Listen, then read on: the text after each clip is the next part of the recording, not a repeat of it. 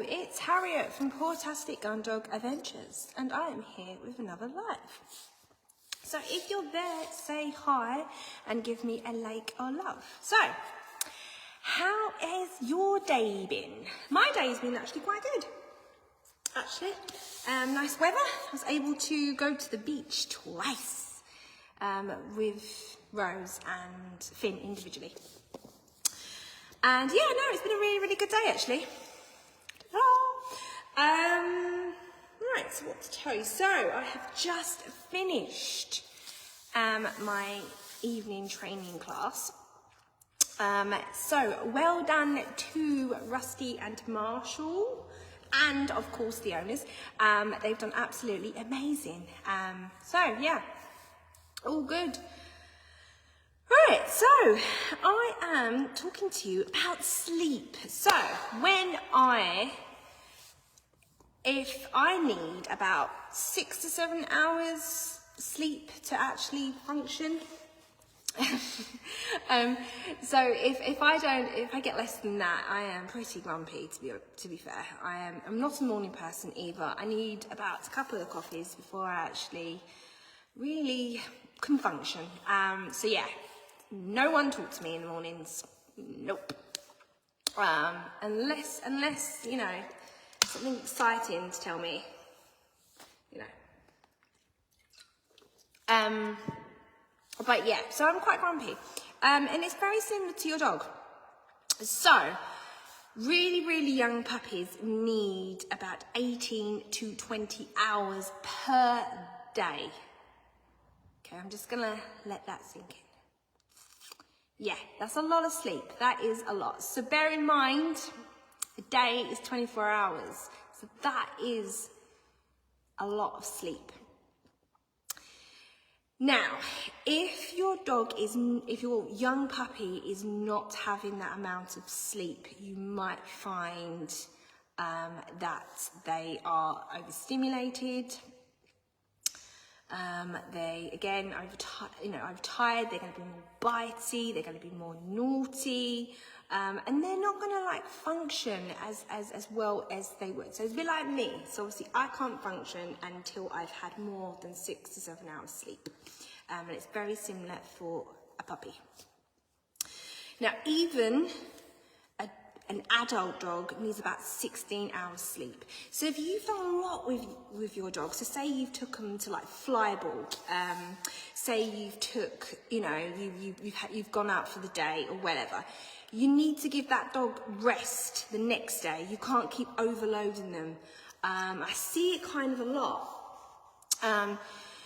Dogs need rest like us, so 16 hours a day, that's quite a lot.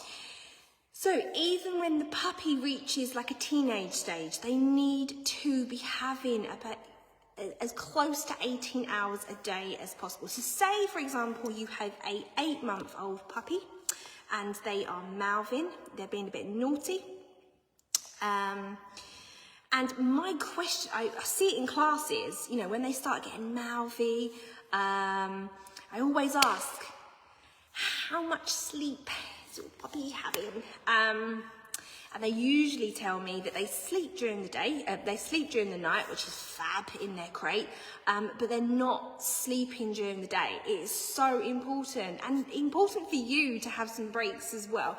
You need to be forcing a nap if possible. So if you find the puppy, or the 8-month-old dog that I've used the example, is being a bit naughty. So take Rose. She is almost 7 months now. If she's been up for a couple of hours and she's been naughty, she's not really listening to me, and we've been doing like training sessions and stuff like that. If she starts being a bit naughty and not really interacting with me, or just, not really listening to what I want her to do, then I know and she starts being a bit bitey as well, that's usually my sign that she needs to go for a nap. So I fill up her Kong and I put her in her crate, and then she obviously eats the Kong and then she goes to sleep. And then a couple of hours, then we'll do the whole process again. Yeah, it's so important. I can't stress it enough.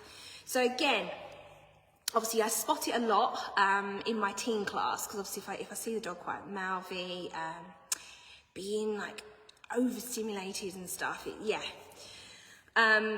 and this is where I really look into it. I always ask this question: how much is, so if I have a problem and you come to me with a problem, and I say, look, the one-to-one training packages is the way to go. This is what we look at, is the sleep. It's so important, everything. So I always ask, food, because that's important. What you feed your dog has a very much an impact on the behaviour. So yes, so sleep, food, where the dog spends most of his day. Yes, it's like when there is a behaviour problem, it is like a jigsaw. You are trying to find all these bits, and you're kind of like some kind of detective, where you're finding all these like little bits, and it really results to the problem, or adds to the problem. So yes, I find out all this information, and that is why my one-to-one packages really work really well, because we work really closely with the owner. So we do the training plan, and it fits into your lifestyle, because there's no point me giving you like a massive 2-page list of stuff to do if you've got no time to do it. That's just pointless. So yeah, so I do think, and I've done a couple of one-to-one sessions recently, and sleep was just a massive factor. So you think about it as well, is if you've got school holidays coming up, so you've got Christmas now, the routine is going to be different. There's going to be people coming over, the dog is going to get quite drained. So make sure during the Christmas period that your dog is getting the sleep that it needs. So I can't stress it enough. So young puppies need 18 to 20 hours per day. So even if it's an 8-month-old puppy, they need to be having at least sort of 16 hours per day. And you will find, once you start getting on top of this sleeping, the behaviour of your dog will be a lot better. So what I used to do with Rose as well, I used to just, and with my clients as well, I give them like a sleep chart. And it's so how many hours they've been sleeping at night, and then yeah, or just like on the notepad on your phone, on your iPhone, that's what I tend to do, and I'll just count up, how many hours they're having per day. It is really important. I can't stress it enough. So once you start analysing it, and yeah, I can guarantee.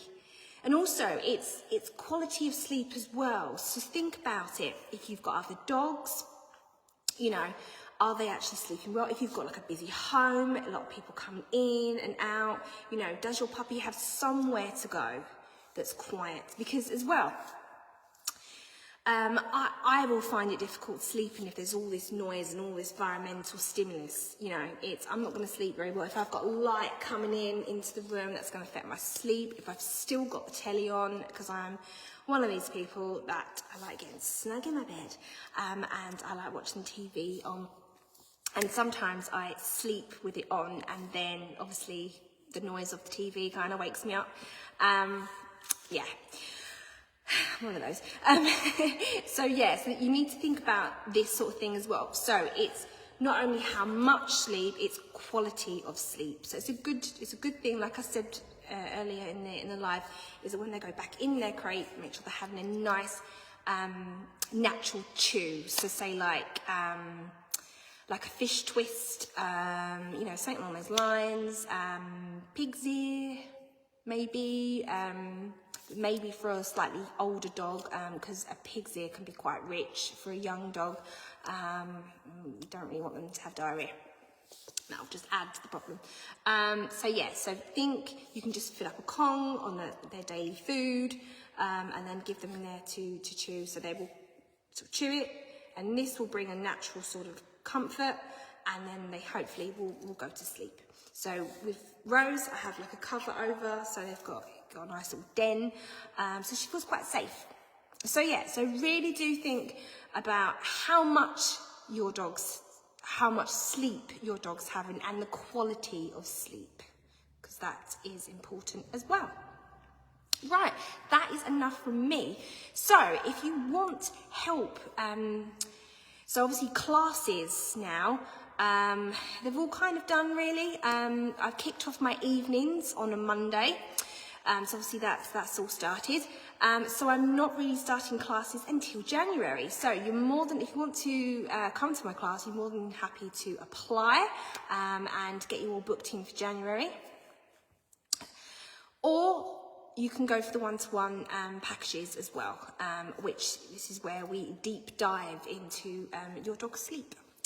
Right, so the link's up there if you want, to have a look, and yeah, message me for more information or comment.